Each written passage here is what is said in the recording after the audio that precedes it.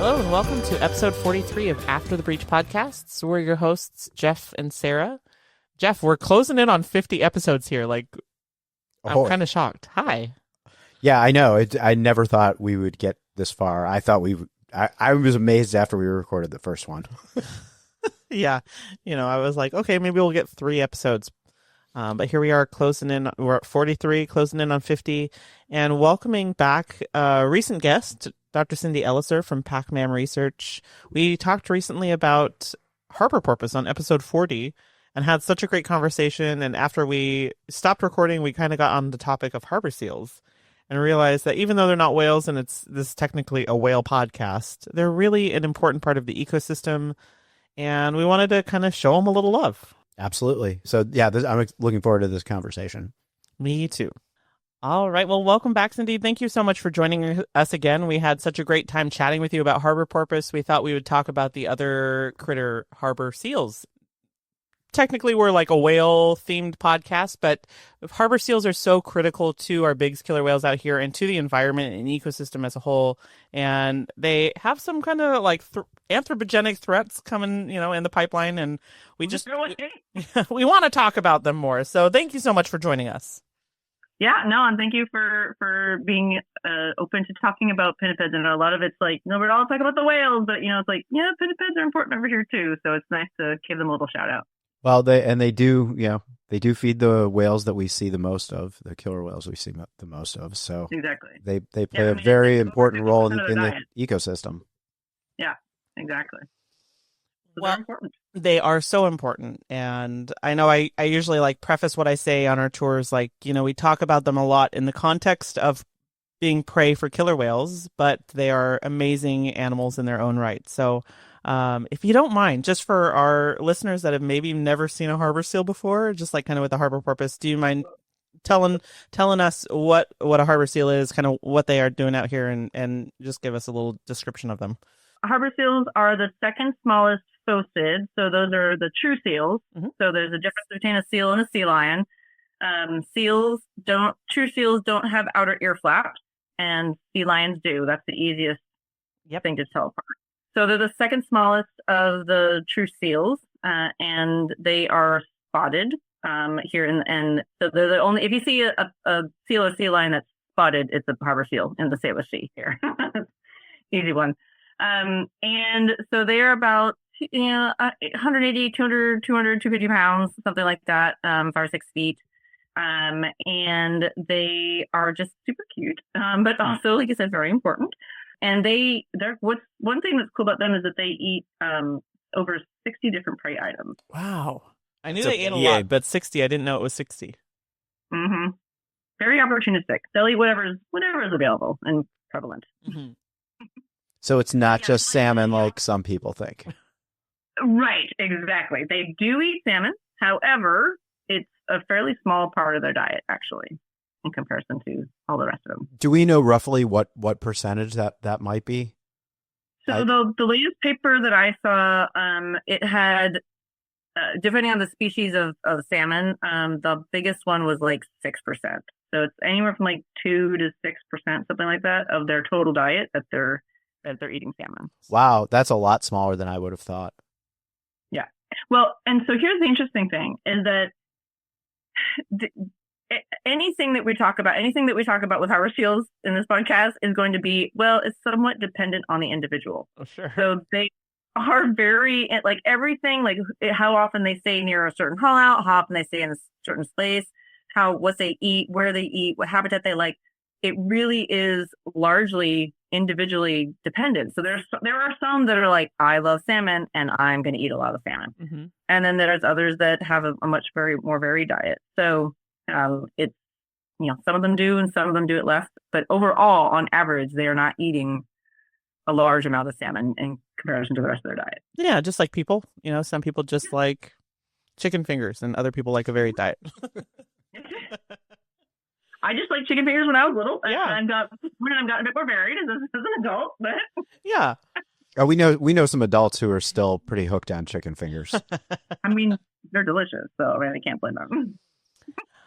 Well, now that you say that, I there's something that I say on tours, and I should quantify it with being very like it's by individual, right? It's a individual preference, but I always have heard that harbor seals have fairly strong sight fidelity. They don't go, more than a few miles from a haul out that they kind of prefer, except right after they're weaned. And maybe that's true. Maybe I've been giving out bad information all these years. Can you? So I think, as with everything with those, like there is a kernel of truth to that, and sometimes more than a kernel. And then there's always the individual variation. Right. I always like to say in biology, there's always an exception to every single rule you will ever be told. Absolutely. 100% true. And so with the kind of the generic thing is they usually have good sight fidelity to haul out locations of about 15 to 30 miles. Oh, wow. So they'll stay within that. But then you have animals that will go 250 miles. So there's always the ones that are like, I'm going to buck that trend and just go on a walkabout and whatever. And that will change based on individual. It can change based on the sex of, males versus females, if they're reproductively active, all those things go into how far they will go to forage or do other important things in their lives. So it's from what we've seen, because a lot of things that are done with harbor seals, the research that's been done is when they're hauled out, because that's the easiest time for them to be counted and looked at and whatever. And you can ID them by their spotting patterns. And their spotting patterns can vary from being light spots on dark animals, and then like say light spots on dark animals, dark animals. You have light spots, and you have this coloration modeling that can widely vary. Right.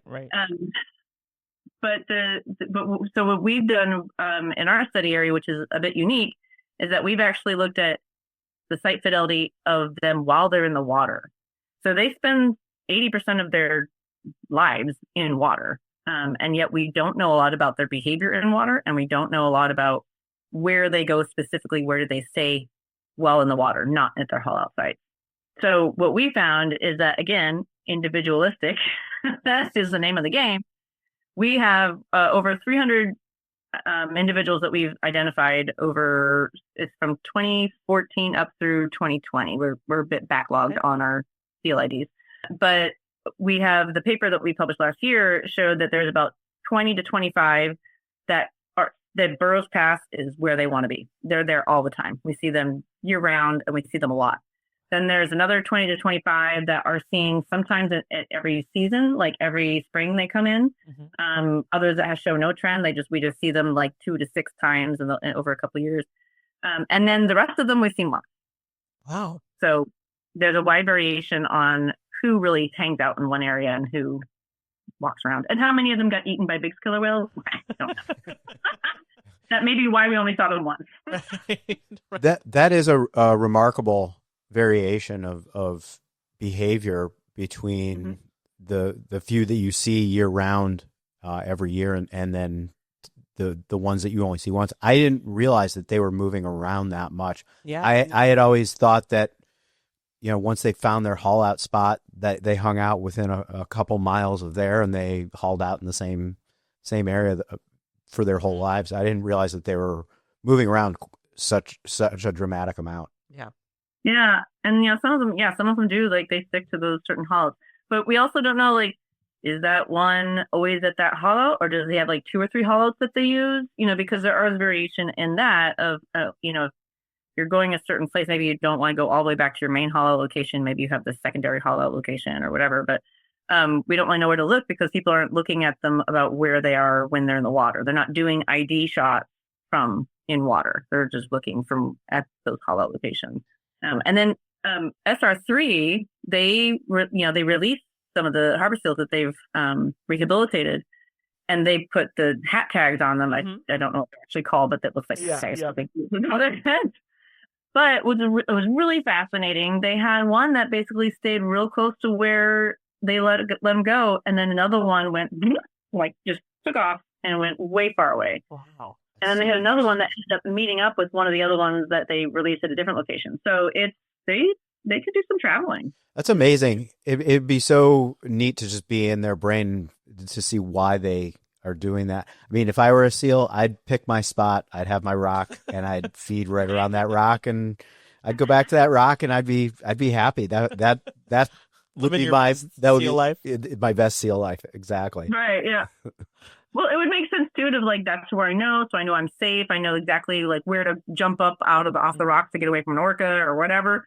But and maybe they got wanderlust. I'm not sure. We have some orcas that do for sure. Like leave mom, mom is their haul out site. Yeah, right. Exactly.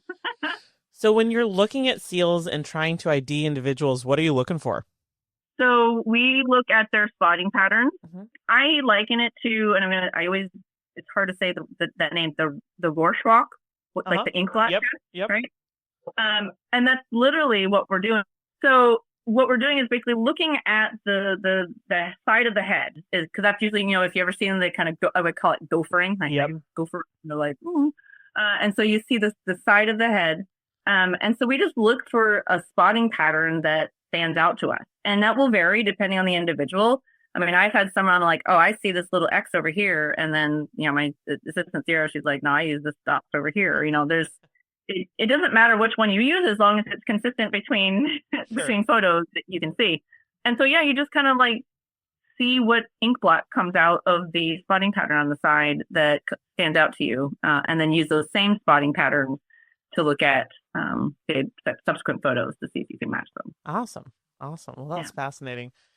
Yeah, I see that a little bit there's like a haul outside down near Carmel, I think in California, and they always post the seals when they're in their pupping season and talk about, individual seals that have come back and they point out those spotting patterns. So it's cool to talk about that more. And as far as like foraging patterns, I feel like I know very little about harbor seals really. I talk about them quite a bit, but I probably don't know nearly as much as I should. Are you saying you're making stuff up? No. I just like repeat the few facts that I know. I kind of drag them out and make it sound a lot longer. But how deep can they dive? How far offshore have they been seen? Are they, do they prefer to kind of forage closer to shore, or, sometimes you see them out like, Hind Bank and other, shallow banks out kind of in the Strait of Juan de Fuca. But I guess I really don't know about kind of their dispersal, and I always, I guess, just assume that they're kind of near shore. Yeah, I mean, I think like in a lot of ways, why the name harbor porpoise is harbor seal. Like they're named that because they generally hang out closer to land, and I think for the most part, I don't know exactly for migration or not migration, but like dispersal patterns, how far they would go. They don't have to dive really deep. They go to about like 1,500 feet is what they kind of dive up to, not super deep, and they can hold their breath for up to 30 minutes.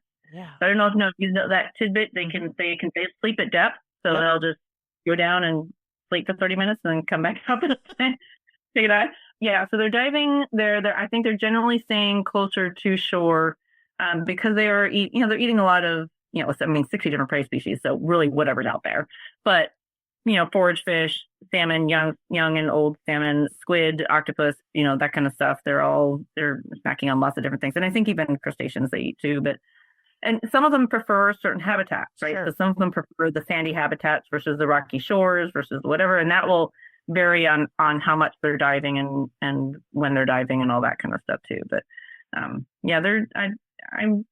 don't think that they go. They're not like other seals that are like, I'm going to spend 9 months at sea. Right. I want to back up for a second because my brain hasn't left this. Did you say they can dive like 1,500 feet and they'll sleep? Yeah, so they'll dive down about I don't know how far they go down, but probably not that far down. But they'll dive at a depth, and then just sleep for 30 minutes. Wow, that's up to 30 minutes. I didn't realize that they would sleep in the water. Oh. I guess I just think of, if I were a seal, I'd be sleeping on a rock in the sun. No, there's like great videos of them asleep. Like I'm sure Cindy, you've seen them like drifting with the current, like back and forth as the waves come in and out. It's really kind of cute. That's really cool. I had no idea. Yeah, I think to some degree it kind of makes sense that like you're kind of hidden down there rather than being up at surface. You're more splashy about. I think you'd be more visible. I think to predators, and then predators know that you call out. Well, they know that places to go look for you, but they may not be thinking about looking for you as you're drifting along 40 feet down or something. Right. So maybe it's a a sneaky way to stay hidden. That's really cool. I did not know that. That's one of my favorite facts about them. Like, it'd be so cool just to be like, I'm take a nap. Pop down there. Yeah, I do talk about them sleeping underwater in those videos of them kind of just rolling with the waves. I know we were talking about foraging, and this is a fact that I just learned actually from the Sea Doc Society. They have those really great Salish Sea wild videos. Yeah. There's a really great one on harbor seals, and I after I learned this, I was like, I gotta go look at my pelts. Right, so we have artifacts that we share with people to for education.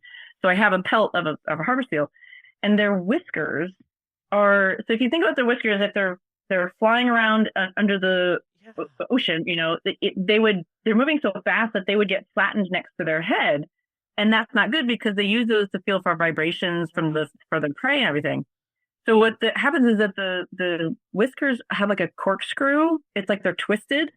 So there's grooves in it, and it's twisted around the thing, and the water spirals off of that and allows their whiskers to stay taut as they're swimming around. Wow. Yeah, I watched something, and it might have been that video, but about the corkscrew shape of the whiskers, and also how that helped them like detect vibrations potentially of fish from like crazy distances. I was shocked, and I can't remember how far away, but it was far.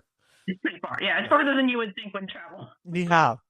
But I guess that makes sense, like when you're underwater and potentially like a murky environment or 1,500 feet down where there's no light, that you are using other senses to locate prey. Mm-hmm. And they actually have better peripheral vision than most other pinnipeds.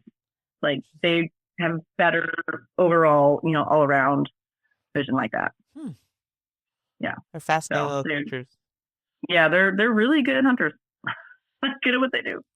And you said they could stay down 30 minutes, and what I've heard, here I am fact checking myself on this podcast, so this is great, is that they are actually storing oxygen up in like the hemoglobin in their blood and the myoglobin in their muscles, and utilizing that as they're diving, and will actually kind of like shunt blood away from non-essential organs like the digestive system. So then when they are hauling out, they're, digesting their food, they're doing some deep breathing to store up that oxygen again, and obviously warming up because our waters are very cold. Yeah. Yeah, no, and so most marine mammals have very similar adaptations to be able to dive deep and long, and that is, so we store oxygen on our hemoglobin and our red blood cells.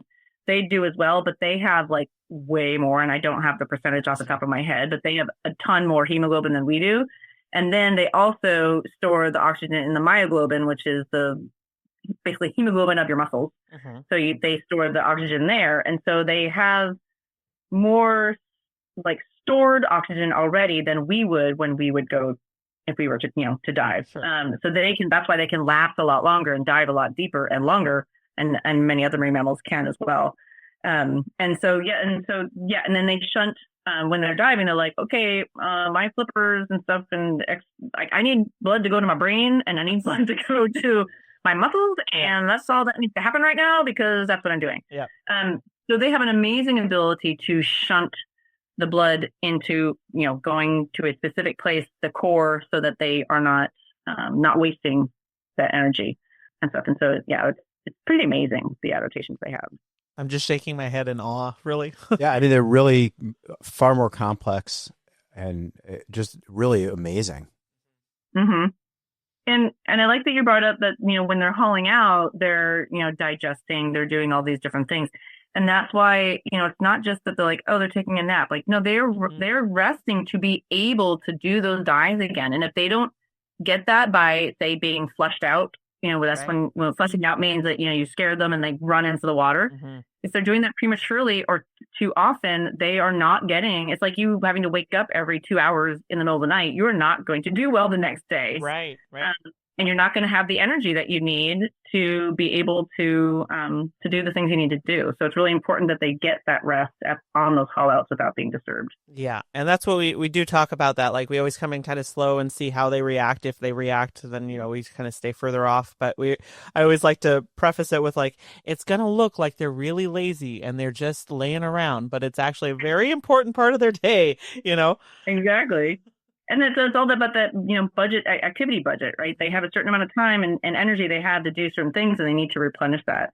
And one of the things that's been interesting in the literature is that oftentimes the slow moving things like kayakers and slow boats are actually scare them more than the fast boats do. Like they've gotten so used to boats zooming by, they're like, it's not a problem. But when you slow down, and they're like, are you checking me out to eat me? Like, right? And then what's happening here? I don't like it. So that's been an interesting thing, is kind of opposite of what you would think would be, have a negative reaction to. So, that's but interesting. I think it's important, like what you said, to like watch the animals as you approach, and then adjust your behavior appropriately. Yeah, I saw a mention in your paper about the harbor seals being in your study area, being very acclimated to boats near the marina, and wouldn't even dive when the boats were coming by. And they're like, man. We have a few of those in Friday Harbor. Oh yeah. And I'm sure some of that goes back to the individuality, right? Some of them are going to be more skittish towards it, and other ones are like, yeah, the boat, whatever, it's fine, I don't care. My brain kind of went back to the 60 different types of prey. What are some of the most unusual? 60 Shades of Prey. Oh God. What are some of the most unusual or unexpected, or are there any that in that list? I don't know if there is, because there's 60 different ones. So it's like, sure, there's got to be something. Like, yeah, everything. And I don't have the list like in front of me of what they eat, but I mean, the most impressive one to see them eat is octopus. They will take giant Pacific octopus, and quite handily. Yeah, it's pretty impressive. I've seen that a few times on our tours, and it is whether it's a seal or a sea lion, it is just amazing to watch. Yeah. If you haven't seen it, it's like, for your listeners, they grab it, and an octopus has, I like to say, octopus has 8 arms and doesn't want to die. Yeah. So they grab it, and they will literally just slap it back and forth and back and forth. And the first time I saw that, when I came out here, I was like, there's something red. It was far away. I was taking pictures. I was like, red? What? And then I realized, like, oh, that's just harming an octopus.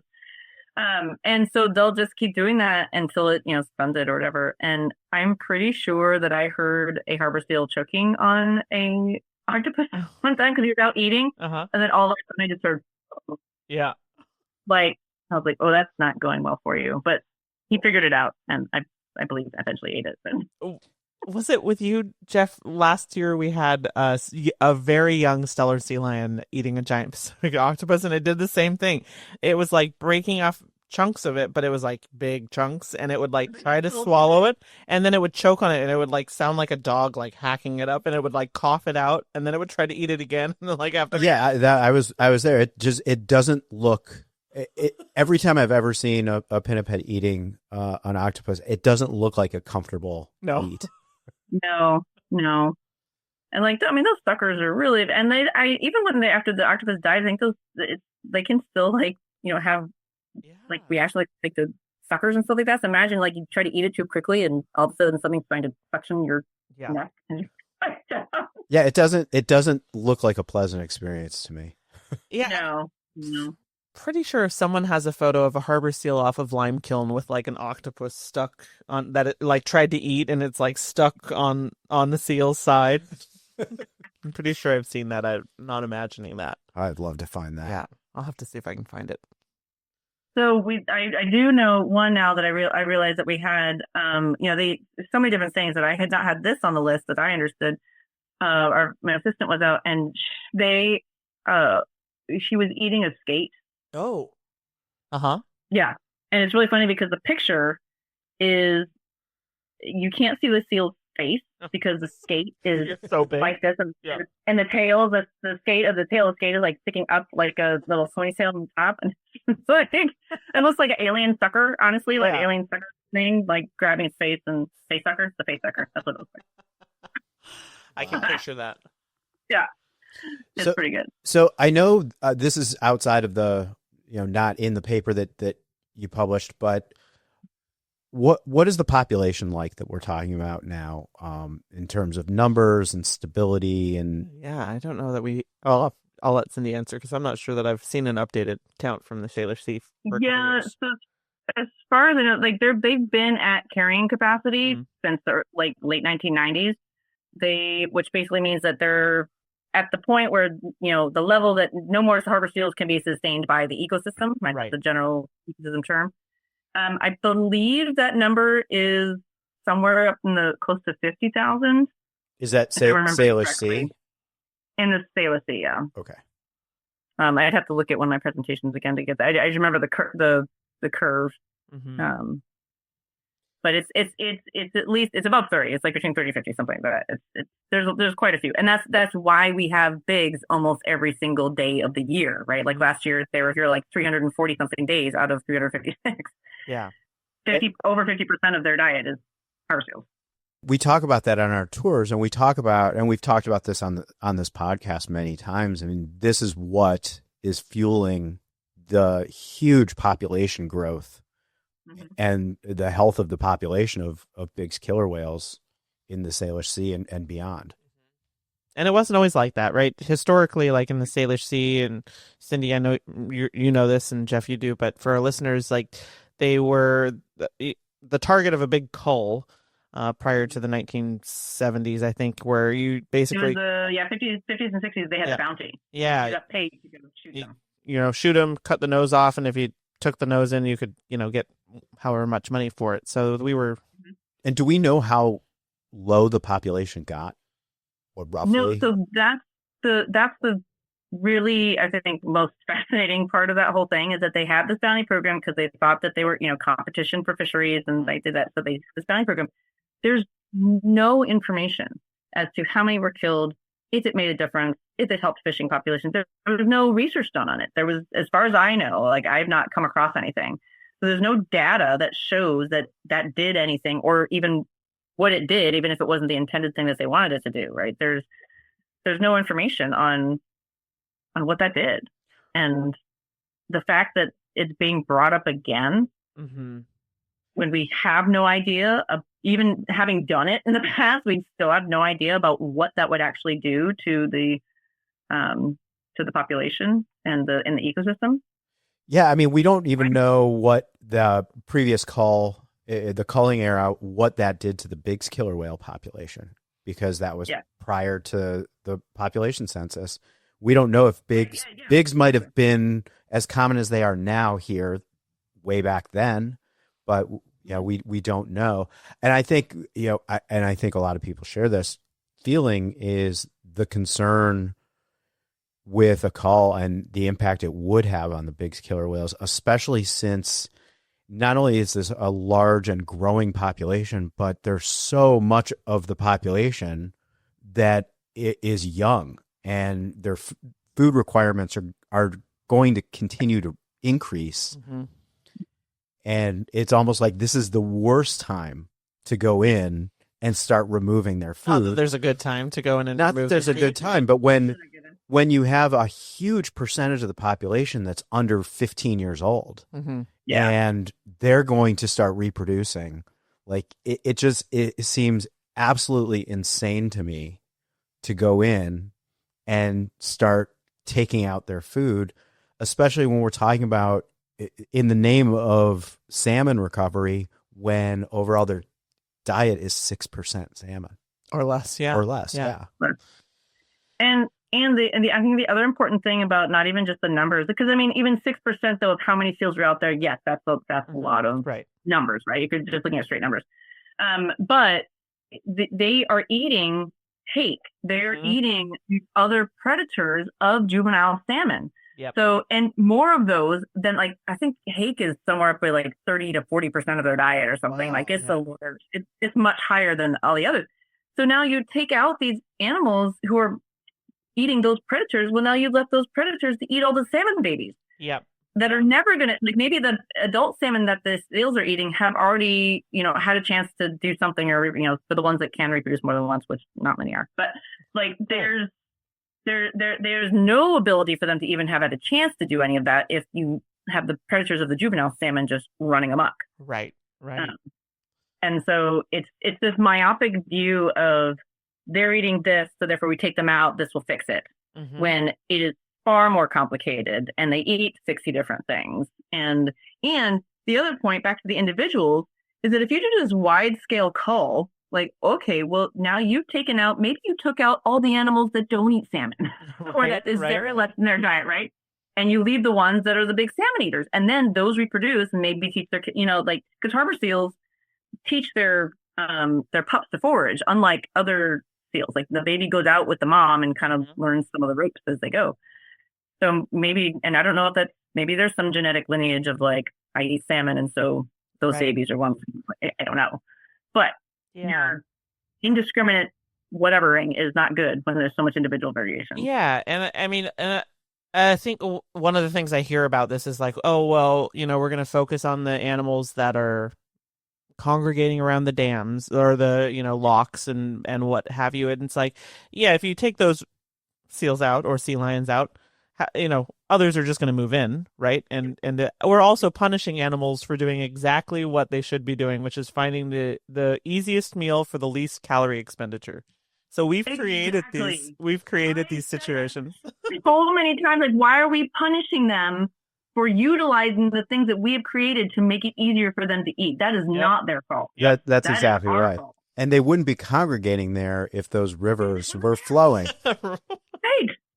If you didn't have a spot, there was like a hot spot where there's just a ton of salmon you can go eat. Like, they're smart. Why are we're punishing them for being smart and intelligent, opportunistic? They are like a primary example of opportunistic eaters. They eat literally whatever is most prevalent, the easiest thing to get. And when you do that, that's what's going to happen. Yeah. And you're right. You're going to get those nuisance animals. There's going to get other animals that go right into that spot. Yeah, they're just going to fill it. Right. So it's like, why aren't we looking... Well, I don't want to get straight into things. Step up on your soapbox, Cindy. It's okay. Right? Like, why aren't we looking at who is taking all the salmon? The salmon are the only endangered species that we actively fish for. Like, you can't name any other species that's endangered that you go, yeah, but you can still go hunt it. Yeah. I don't think you can come up with one. How is that allowed? How are we allowed to do that? Yeah, I mean, the other thing is that I think about kind of on that a similar way of thinking is, the Salish Sea has a lot of areas where people go out to view wildlife, either kayaking tours, whale watching, and wildlife tours from shore, from shore in both the U.S. and Washington State and British Columbia. And then you're going to start culling some of that wildlife. It's a really bad look. Yeah. Like that's not good marketing to say, come out here and see our wildlife while you can. That we're slaughtering. And in order to do the culling that they like, to do a widespread cull, not like these isolated ones at certain places that, have been suggested, the idea of doing a widespread cull, they would have to take out half of the population.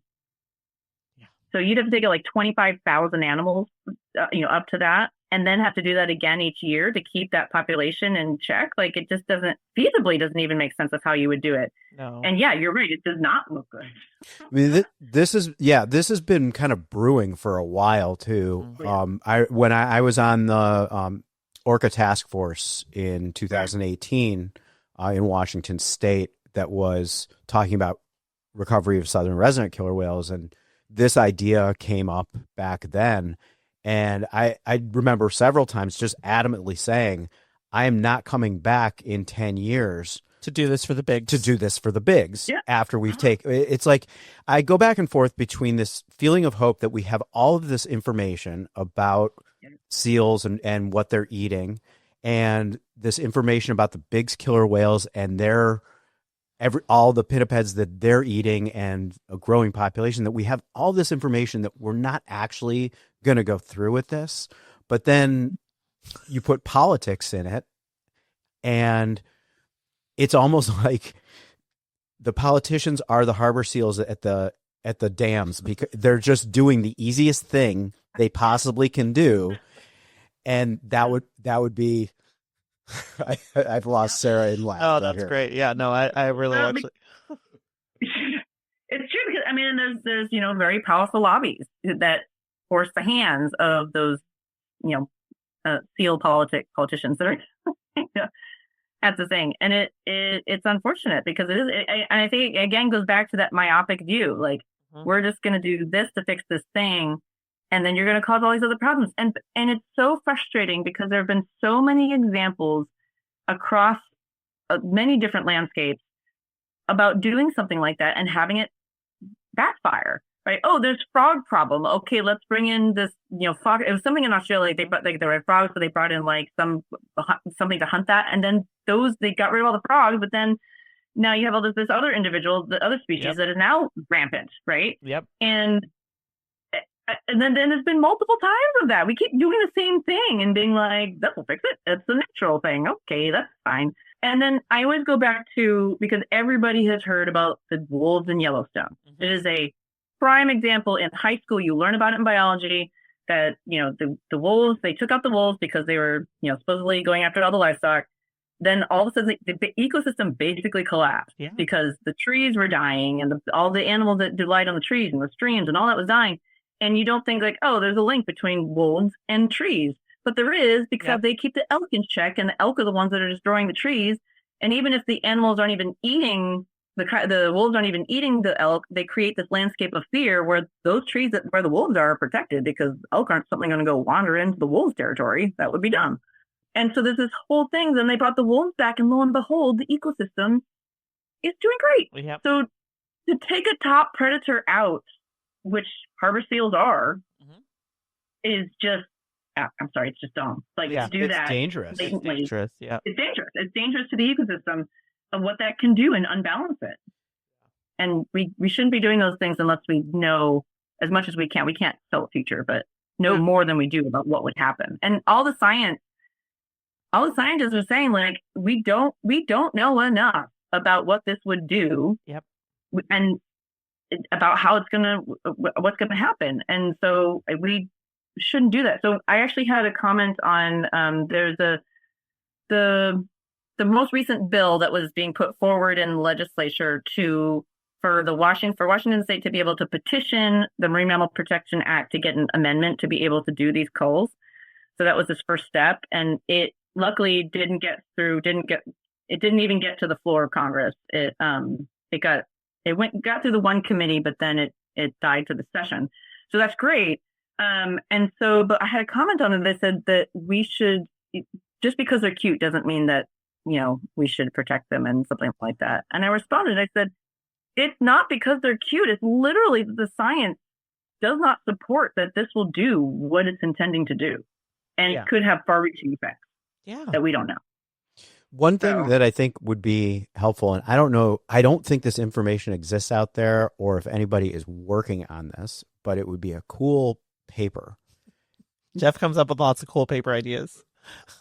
It would be, so you take the Bigg's killer whale population and their reproductive rate right now, and you can probably, and factor in that over 50% of their diet is harbor seals, and you can probably, model out what their... Monica did that. Yeah, guess who's a co-author on that paper, Jeff? Your co-host. I'm gonna have to edit this part out.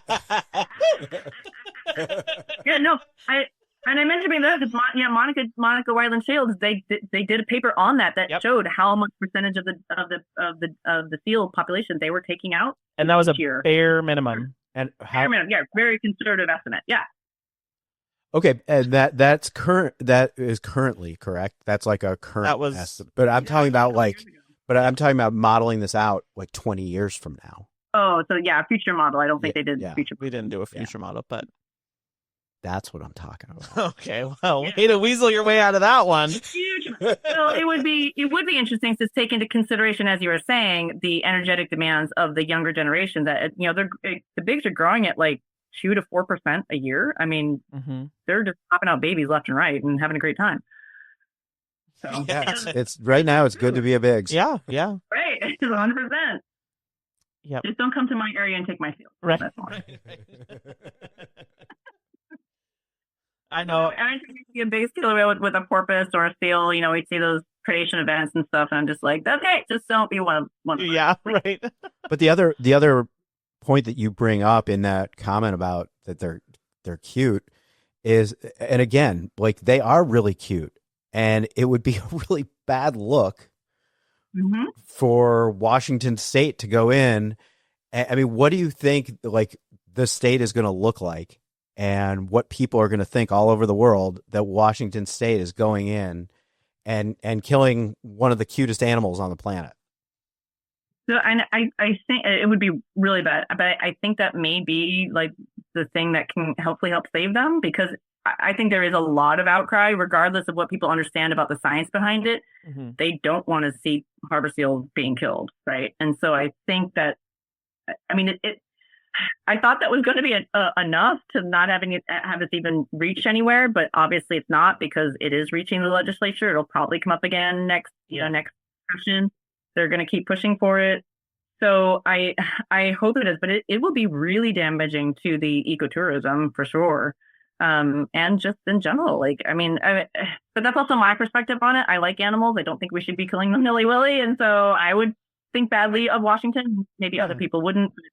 I think it would be a damaging look. And this goes for BC too, because BC is also, I think they even started talking about this before we did.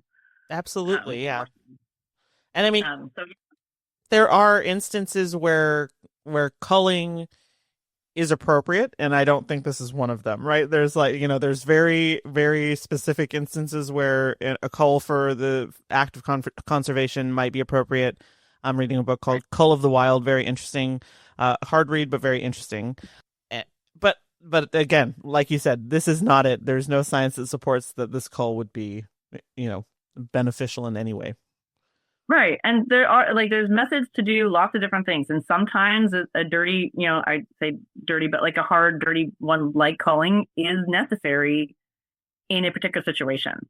But it has to be really well researched and really understood that this is really the best way to fix whatever issue that is. And this is, like you said, this is not it. This ecosystem is too complicated, and there's too many internet interactions and stuff for us to clearly know what this will do. And it honestly, to me, feels like this is just an easy way for humans, for us, not us, but the colloquial us, but to kind of sidestep out of the responsibility of the consequences of our actions, right? We've created this problem of overfishing, historic overfishing, climate change, habitat loss, and this is just our way of saying, well, it's those guys' fault. It's not humans, it's the seals, right? And we do that to cormorants, to we blame anyone but ourselves, right? But scapegoats are a lot easier. Yes, yeah.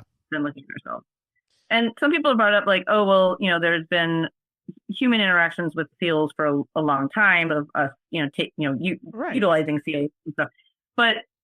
And so like, okay, but not to the level of where we're talking about now. Right. And also before humans came around, salmon you could walk over the salmon in the stream. And I'm sure seals were at carrying capacity at that point too. Like it's not their interaction that's breaking the system.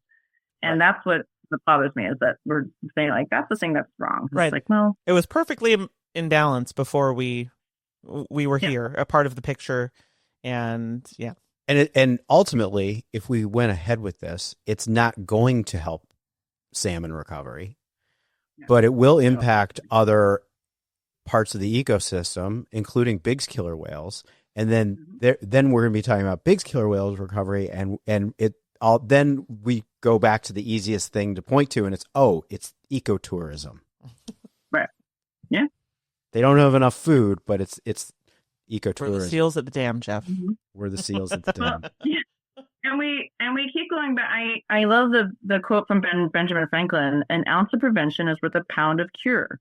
Like, we're paying so much more, exorbitant amounts of money to fix the problems that we've done, and are not willing to invest the smaller amount of money to do it correctly from the first place and not have to fix it later. Yep. Like, it's so infuriating. Just to think about how we do things with human rights. They're just not right sometimes. And but I mean, there's a lot of good out there too. But we've certainly made some. Yes, yeah. I'm gonna need a drink after this podcast.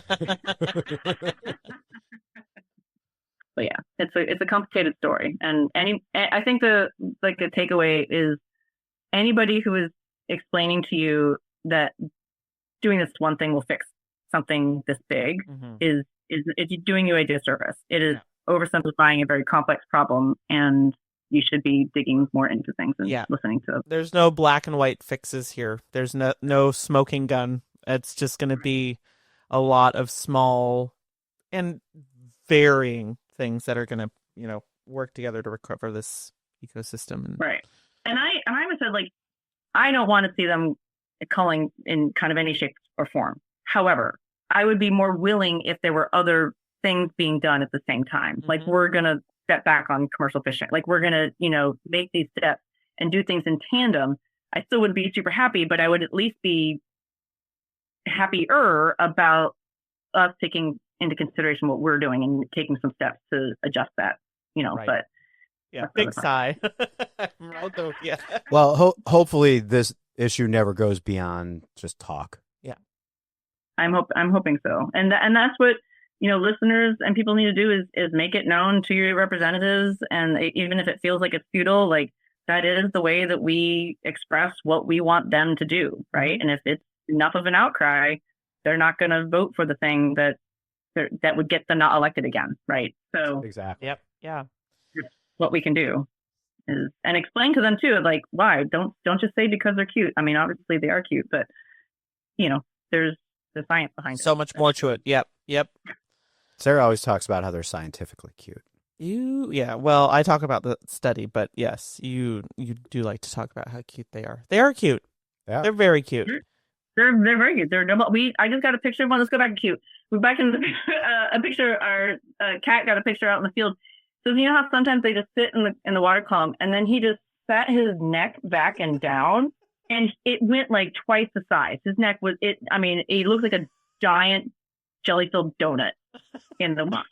That's so fun. Like, when they no neck, you just suck their neck. It melted. It just melted. No neck, no shame. I know. I mean, you know what?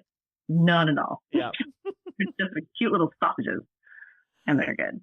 Well, for our listeners, I would say good organizations to follow would be your organization. So PacMam, Pacific Mammal Research, Orca Behavior Institute. Monica also posts a lot about this when it's kind of up in the legislative session and when it looks like it might need people calling their representatives and stuff. So definitely, if you're not... You did say people calling their representatives. Did I? Not culling their representatives. Not culling.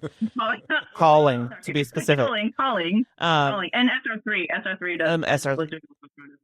Yeah, so really good. If you're not following it yourself, at least follow those organizations. So when it is coming up as an issue, then you can be aware and you can take steps to help prevent this. Yeah. And again, like, because we talked about it with the harbor porpoises and harbor seals, you are more likely to see one of those species than you are any other marine mammals. So if you like to see them out and about doing their wild thing out there, then fight to protect them. Yep. I had one fun fact. I know we're getting close to the end, but did you know that they did a study a couple years ago. They can consciously slow their heart rate before they dive. Wow, that's so cool. So they showed that they did two different things where they had two different dive depths, and they did I think this was the scale. They also did it with porpoises, so we do know that porpoises can do this too. But they differentiated the dive times so that they knew this one, when it pinged this one thing, it was a deeper dive, and they would adjust how much they slowed their heart rate down. But they did it like 10 to 15 seconds before they dive. They would start to reduce their heart rate. Wow, that's amazing. Yeah. It increases their ability to increase the oxygen stores that we were talking about at the beginning of the podcast. So if they are already reducing their heart rate before they're exerting anything, they're saving that energy even before they start diving. They're really just fascinatingly complex. Yeah. And worthy of being understood, and especially out in the water. I'll give that last plug. Like, we know lots about them when they're hauled out on land, but we know very little about their behavior. We thought they were solitary out in the water. We have documented them up to 50 to 100 individuals all floating together. Wow. Very cool. That's amazing. I would love to see that. Yeah. Yeah. Well, I was taking video, right? We were walking out in the field and all of a sudden we saw it was like 30 or 40 this first time. And they're just floating down Burroughs Path together and inverted and diving. So it looked like they were probably foraging on something that was there. And you can hear in the video, I'm like, what are you guys doing? You're not supposed to do this. What's going on? You're not supposed to be social in the water. So it was really, and for us, it happens in May. Every May for the last 5 or 6 years. Something's happening, something's spawning there or something, and they kind of congregate, but we see it in other places around the Salish Sea too. But yeah, they get together sometimes in groups and hang out. But supposedly they're solitary, learning new things. As long as we're out there observing. The more we're out there, the more eyes we have out there, we learn so many new things. And that's what's great about researchers, what's great about with you guys when you're out whale watching, we're learning about these animals by getting to observe them respectfully. Mm-hmm. Yep. Absolutely. Well, thank you so much, Cindy, for joining us again. I always love having you on, and we'll definitely have to have you on again to talk about more stuff because this is all just so fascinating, and I love where our conversations go. I know it's such a good flow. I love talking to you guys too. So anytime you want to chat about something, I'm happy to talk. And really appreciate you bringing bringing some attention to the harbor seals. Well, thank you for helping us do that. We really appreciate it. Awesome. Thanks for having me. I'm glad she ended with a few some uplifting. Yeah, I was getting worried that we were circling the drain here. I always I always say I don't want to be that documentary that ends leaving you feeling hopeless. I don't want to be that podcast that leaves you feeling hopeless, and I don't think it is hopeless at all. But it's a good topic to broach. And I do have to say I do remember the paper that you and Monica did. What I was talking about was something that wasn't about estimating currently. Mm-hmm. It was something like what's it going to be in 10 or 20 years when you have this young population that's now procreating. Mm-hmm. And how big is this population going to get, and what are their dietary requirements going to be like in 15 years? And we don't want to look back and say, oh, we had no idea that they were going to need this much food. Right. We don't want to put ourselves in a position where we're going to be needing to have an orca task force for the Biggs because we're telling you right now, I will not serve. It's a food thing, right? Yeah. So, but very cool conversation. Really, really incredibly complex animals that I think are, like harbor porpoise, are also underappreciated. Yeah, for sure.